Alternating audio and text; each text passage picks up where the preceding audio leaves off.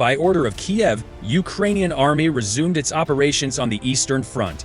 Fierce clashes broke out in the Donetsk and Luhansk regions. With the rapid progress of Ukrainian army yesterday morning, Russian army started to increase its military presence near Avdiivka. A large number of Russian personnel and armored vehicles were deployed to the area.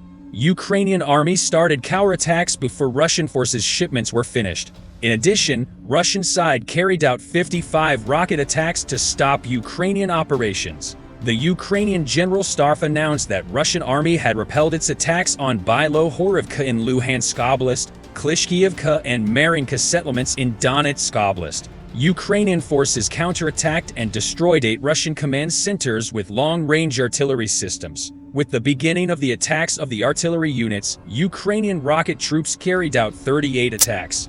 In this process, 3 ammunition storage points and about 20 military equipment of various types were destroyed. In addition, 11 Russian soldiers were neutralized and 2 armored vehicle hangars belonging to Russian army were destroyed. On the other hand, the Russians continue their offensive attempts. They deployed tanks, mortars, howitzers, and rocket troops to attack 25 settlements. These include the regions of Berdyansk, Andriivka, Verkhnokamiansk, Berestov, Bilohorivka, Vesel, Solder, Bakhmut, Opetin, Avdiivka, Pervomaysky, Marinka, and Novomykhailivka in the Donetsk Oblast. In addition, Russian troops on the Zaporizhzhia front deployed tanks and artillery to attack 14 areas. As a result of the Ukrainian attacks on the regions where the Russian forces are concentrated near the cities of Berdyansk, Tokmak, Melitopol, Enerhodar, Dnipro, Poloi and Vasilivka in the Zaporizhzhia Oblast, Russian forces lost about 240 casualties.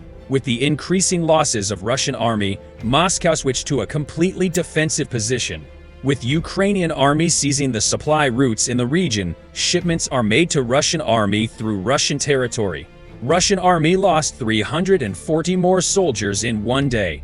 In Avdiivka and Bakhmut regions, the intensity of trench warfare increased significantly. Neither side has made any progress today. The attacks are carried out with rocket and artillery units. Having achieved success on the Eastern Front by January, the Kremlin government wants to fully enter the preparation process. For this reason, shipments between Belarus and Russia continue unabated. Putin wants puppet President Lukashenko to be involved in the war, because they could not achieve success on the territory of Ukraine and they began to suffer huge losses. Therefore, Putin wants Belarusian army to advance directly from the northern front to the eastern front. However, the involvement of Belarus in the war will lead to very different scenarios. In addition, Ukrainian army sent a large reinforcement unit and a large number of armored vehicles to the northern front against possible attacks through Belarus. Belarusian President Lukashenko claimed that attacks could be carried out from Ukraine to Belarusian territory. But Lukashenko's statements are quite funny. Ukraine has repeatedly stated that it does not want to go to war with Belarus. In addition, it is not possible for the Ukrainian army to attack Belarusian territory during this period. Lukashenko is doing everything he can to get involved in the war. Lukashenko wants to get involved in the war by using the Ukraine attack as an excuse. In this way, Lukashenko will tell Western countries that the attacks were made from Ukraine. However, Kiev has repeatedly stated that there will be no attack on the territory of Belarus and any surrounding country at every opportunity. It would be both impossible and rather absurd for Ukrainian army to attack Belarusian territory while the war was going on. However, as I mentioned earlier, Lukashenko can say that Ukraine has launched an attack on Belarusian territory by conducting a false flag operation.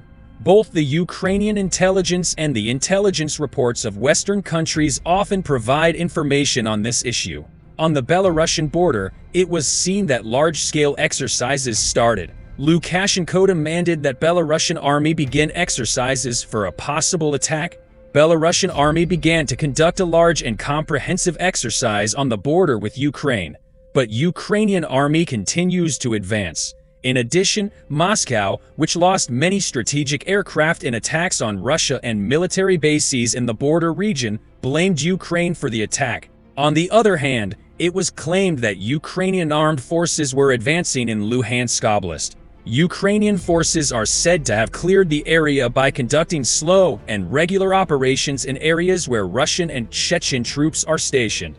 Moscow began to use every possible means to stop the advance of Ukraine. However, I can say that Putin is starting to feel desperate. That's why the Kremlin government wants Russian soldiers to rally as the weather gets colder.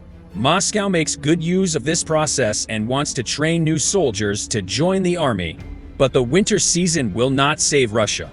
With the cooling of the weather and the coming of winter, operations in Ukraine will slow down. The intensity of the battle is expected to increase towards the summer, with more preparations on both sides during the winter months. After the losses, Putin wants to use the winter season as a preparation and recovery period. Because the operations organized by Ukrainian army caused Russian army to suffer great losses and the problems in the Kremlin broke out. In addition, Putin wants to threaten Europe and Ukraine by using the gas flow and use this situation as a weapon. Putin hopes he can embargo gas exports to Europe, which could lead to higher gas prices and possible shortages. In addition, Putin thinks that Russian army can conduct successful operations during the winter months. In past wars, the Russians had carried out successful operations during the winter months. But Ukraine and Russia share the same geography. Ukrainian army is quite accustomed to cold weather and winter months. It is thought that Putin's plans will also be disrupted in this process. In the first days of the war, we saw that Russian soldiers were very affected by the cold. Russian soldiers, who were in convoy around Kiev, had to struggle with the cold, especially at night.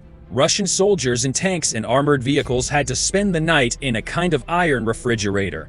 On the other hand, Western countries and Ukraine are aware of this situation. Western countries will make new shipments to Ukraine during the winter months and train Ukrainian soldiers. Ukrainian army will be able to carry out very severe attacks both in winter and with the warming of the weather. Russia, on the other hand, will not be able to recover very well due to the sanctions imposed. Also, the morale of Russian soldiers is quite low and Moscow continues to have a huge veteran problem.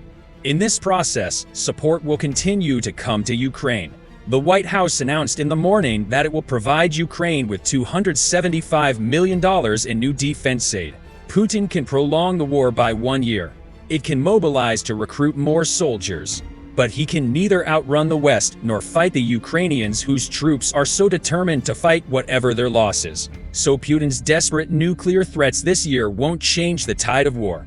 So Putin's options are still slim. Putin may have started praying for Europe to have a harsh winter.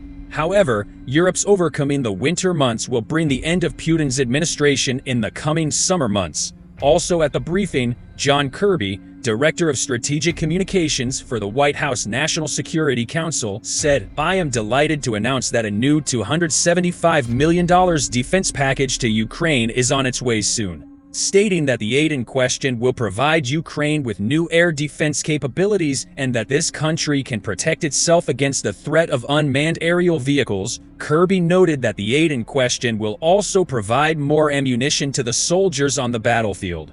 The tension is increasing day by day. We have come to the end of another video. We will continue to report the events in the coming hours to you quickly and accurately.